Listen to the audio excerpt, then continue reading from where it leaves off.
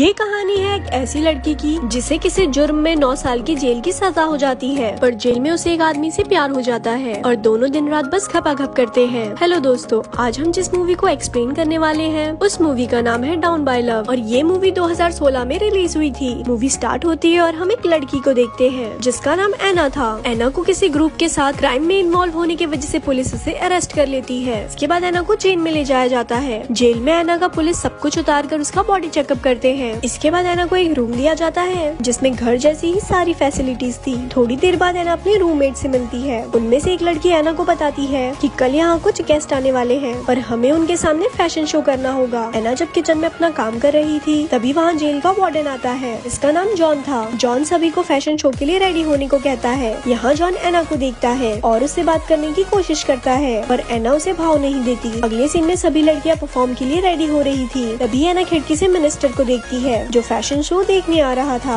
Minister के साथ John भी था। जॉन को देखकर एना अपनी ड्रेस थोड़ी फाड़ देती है। दरअसल एना जॉन को इम्प्रेस करना चाहती थी। एना जब परफॉर्म करने आती है तब जॉन उसे देखकर इम्प्रेस हो जाता है। अगले दिन जॉन एना को अपने कैबिन में बुलाता है। एना कहती है कि क्या वो किचन छोड़ के किसी और जगह पर काम कर सकती है। तब जॉन कहता है कि नहीं, यहाँ का एक रूल है कि हर कैदी को लगभग 4 महीने तक एक ही जगह काम करना पड़ता है। वो कहता है कि 4 महीने बाद मैं तुम्हारी शिफ्ट चेंज कर दूंगा। अगले सीन में हम जॉन और उसकी वाइफ को अपनी बेटी के डांसिंग शो में देखते हैं। जेल में एना की मॉम एना से मिलने आती है। एना अपनी मॉम से कुछ पैसे मांगती है। तब एना की मॉम कहती है कि वो उसे अगले क्रिसमस तक ही पैसे दे पाएगी। बाहर आने के बाद एना अपने दोस्तों के साथ बातें कर रही थी। तभी उसके पास एक लड़की आती है और एना को गंदे तरह से टच करने लगती है। एना को ये अच्छा नहीं लगता और वो बहुत गुस्सा हो जाती है और उस लड़की को मारने लगती है। इस वजह से जॉन एना को अपने कैबिन में बुलाता है। वो एना से कहता है कि अगर ऐसा ही चलता रहा तो तुम जेल से कभी बाहर नहीं निकल पाओगी। और एना बिना कुछ बोले वहाँ से अपने रूम में चली जाती है। फाइट के दौरान एना के हाथ में चोट लग जाती है, इसीलिए एना की रूममेट उसे बैंडेज लगाती है। यहाँ पे वो भी एना को किस करने की कोशिश करती है पर एना को ये पसंद नहीं आता और वो उसे वहाँ से चले जाने को कहती है। अगले दिन एना को सुनवाई के लिए कोर्ट में बुलाया जाता है। कोर्ट रूम में जाने से पहले एना की चेकिंग होती है जिसमें एना को अपना सब कुछ उतारना पड़ता है। जब एना कोर्ट रूम में जाती है तब उसे 9 साल की सजा सुनाई जाती है। कोर्ट से वापस आकर एना जॉन से मिलती है। जॉन उससे कहता है कि अगर तुम यहाँ सबसे अच्छे से पेश आती हो तो तुम्हारी सजा कम हो सकती है। जॉन उसे किचन के काम से निकालकर कंप्यूटर का काम दे देता है। एक बार जब एना अपना काम कर रही थी तब जॉन उसके पास आता है और उसे टच करने लगता है। एना भी उसे नहीं रोकती। अगले सीन में एना बुक पढ़ रही थी तभी जॉन उसके पास आता है। वो एना से बात करने की कोशिश करता है पर एना उसे एक लेटर देकर वहाँ से चली जाती है। उस लेटर में लिखा था कि उसे इस जेल में घुटन सी महसूस होती है, प्लीज मेरा ट्रांसफर किसी और जेल में करवा दो। जॉन जब घर आता है तब वो बस एना के बारे में ही सोच रहा था। अगले दिन जॉन एना के पास आता है और उसे समझाने की कोशिश करता है पर यहाँ वो दोनों काफी करीब आ जाते हैं और एक दूसरे को किस करने लगते हैं। धीरे धीरे अब इन दोनों को एक दूसरे से प्यार होने लगता है। एक दिन जब जॉन एना के पास आता है तब वो देखता है कि एना ने दीवार पे कुछ पेंटिंग बनाई है। ये पेंटिंग देखकर वो एना को किस करने लगता है। फिर अगले दिन वो एना को बताता है कि उसने एना का ट्रांसफर किसी और जेल में करवा दिया है। ये सुनकर एना बहुत ज्यादा गुस्सा हो जाती है क्योंकि वो अब जॉन के साथ रहना चाहती थी। जॉन जब अपने घर आता है तब उसकी वाइफ ऐसे ही उसके पास आती है और यहाँ वो दोनों खपाखप करते हैं। अगले दिन जॉन एना के पास जाता है तब एक लेडी एना के हेयर कट कर रही थी। जॉन उस लेडी को वहाँ से चले जाने को कहता है और खुद एना के हेयर कट करने लगता है। बाद में एना भी जॉन के हेयर कट करती है। यहाँ एना जॉन को रिझाने लगती है। जॉन अपना स्पाइडरमैन एना के मुंह में डाल देता है। अगले दिन भी जॉन एना के पास जाता है और उसके साथ खपाखप करता है। यहाँ पे एना जॉन को फिर से खपाखप करने को कहती है क्योंकि अभी तक उसका मन नहीं भरा था पर जॉन पहले भी उसके साथ 3 बार खपाखप कर चुका था, इसीलिए वो उसे मना कर देता है। तभी वहाँ जेल की एक स्टाफ आती है और वो जॉन को लेके एक मीटिंग में चली जाती है। इधर एना से मिलने उसकी मॉम आती है लेकिन इन दोनों के बीच किसी बात को लेकर बहस हो जाती है। एना इस बात से निराश होकर अपने रूम में चली जाती है लेकिन तभी उसके पास जॉन आता है और एना का सब कुछ उतार कर उसके साथ पलंग तोड़ खपाखप करता है। इसी दौरान जॉन एना की कुछ गंदी फोटोज भी लेता है और फिर अपने घर चला जाता है। रात को एना जॉन को मैसेज करती है पर जॉन अपनी फैमिली के साथ था इसीलिए वो उसे रिप्लाई नहीं देता। अगले दिन एना जॉन के ऑफिस में आती है और कल रात की बात के लिए गुस्सा होती है। यहाँ एना जॉन से कहती है कि क्या तुम मुझसे सच में प्यार करते हो। तो जॉन कहता है कि हाँ, मैं सच में तुमसे प्यार करता हूँ। अगले दिन क्रिसमस था इसलिए जॉन अपनी फैमिली के साथ डिनर कर रहा था। इधर एना और उसके फ्रेंड मिलकर पार्टी कर रहे थे। इधर एना कुछ गंदी फोटोज खींचकर जॉन को भेजती है। एना की फोटोज देखकर जॉन से रहा नहीं जाता और वो अपने वाइफ के साथ ही खपाखप करता है। यहाँ जेल में एना उसका इंतजार कर रही थी पर जॉन उससे मिलने नहीं आता। एना गुस्सा होकर बहुत सारी नींद की गोलियां ले लेती है जिससे उसकी तबीयत बहुत ज्यादा खराब हो जाती है और उसे हॉस्पिटल में एडमिट किया जाता है। अगले दिन जॉन एना से मिलने आता है। वो वो उससे कहता है कि तुमने ऐसा क्यों किया। एना कहती है कि मैंने ऐसा इसीलिए किया ताकि तुम मेरे पास आ सको। ये सुनकर जॉन उसे गले लगा लेता है। रात को वो एक बार में जाता है और ड्रिंक करता है।